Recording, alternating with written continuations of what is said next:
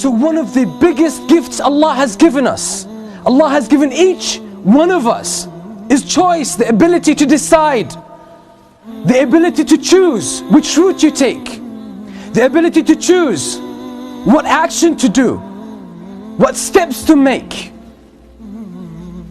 the ability to relate to things, how to understand the world around you, how to understand yourself, how to understand people around you, how to understand events that take place. All of this is a matter of decision. You're making decisions at every single moment of your life. But most of us have given up this gift, and we let the society choose for us. We let our culture choose for us. We let sometimes our friends and peers choose for us. We let our teachers choose for us. We let our parents choose for us.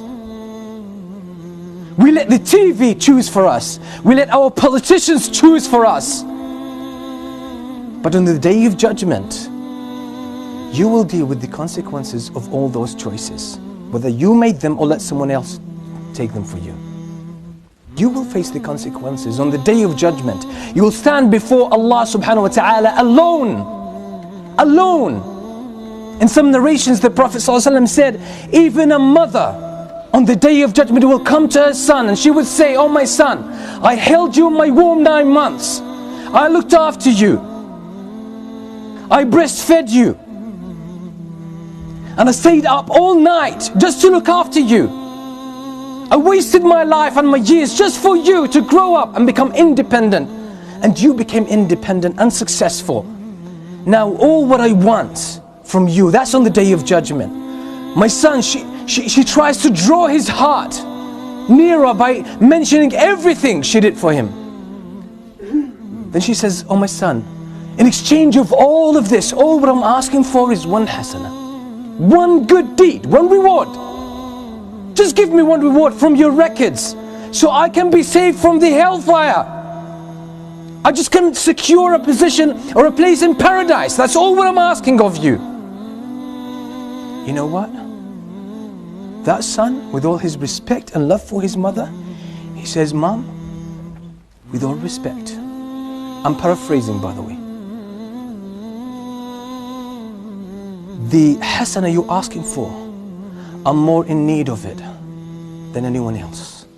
Some other time, some other time.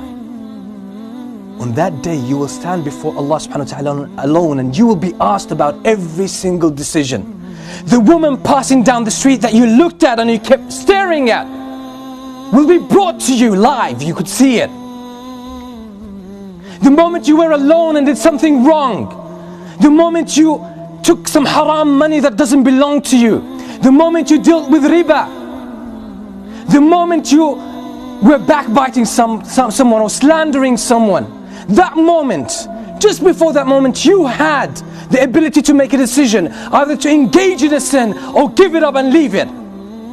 But you made the wrong decision, and it will come to you that moment. It will be placed and it will be manifested in front of your eyes when you're standing before Allah subhanahu wa ta'ala, and He will ask you about it.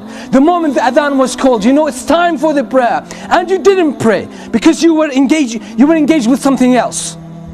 Any of these worldly matters, it will be brought to you and you will regret the decisions you made. When you listen to the whispers of shaitan, when you listen to the advice and the social evidence of your friends, of your family, of your culture, and you just flew with the tide, that moment will be brought to you and you will be asked about it, and you will feel so much pain about it. The first moment of pain you'll start to feel is the moment the angels come to you and start dragging your soul out of your body.